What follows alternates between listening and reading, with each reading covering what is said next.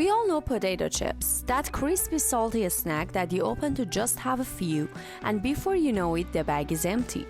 Believe it or not, they weren't created in a factory and they weren't even planned. Our story takes us back to the summer of 1853 in a place called Saratoga Springs, New York. A little town that was born for its fancy hotels, classy guests, and food drama. In one of the most popular restaurants in town, a chef named George Crumb was busy in the kitchen. One evening, he was cooking a plate of thick slices of fried potatoes for a customer who had just ordered them. But when the plate made it to the customer's table, things didn't go as planned. The man took one bite and called the waiter over. And he said, "These are too thick."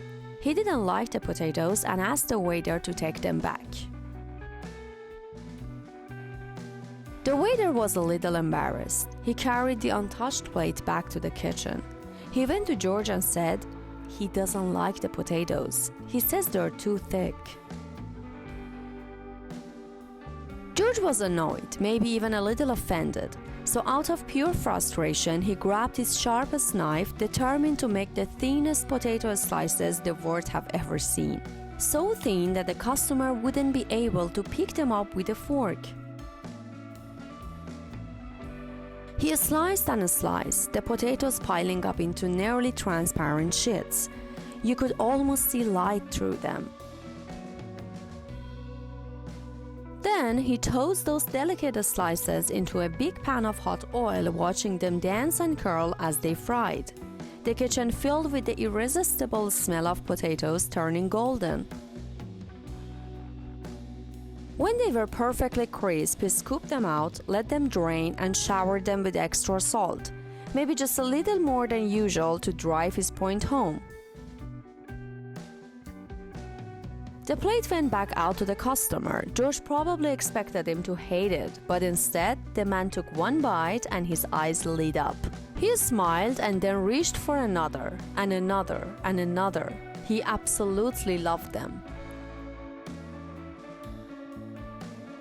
As soon as the first customer's plate hit the table, the crunchy sound of each bite and the look on his face caught the attention of the other diners. People started whispering to their waiters, pointing at the thin golden slices. One by one, other tables began ordering them too. The kitchen could barely keep up. From that night on, those crispy little slices weren't just a one-time joke. They became the restaurant's signature dish, drawing in customers from all over. As their popularity grew, local food makers saw an opportunity. They began producing potato chips in larger quantities so people could buy them to take home. Factories got involved, and suddenly potato chips were being made by the bag. Now you didn't have to go to a fancy restaurant to enjoy them. You could just grab a bag from the store. From lunchboxes to picnics, parties to late-night cravings, potato chips became a part of everyday life. Kids loved them, adults loved them, they were a hit everywhere.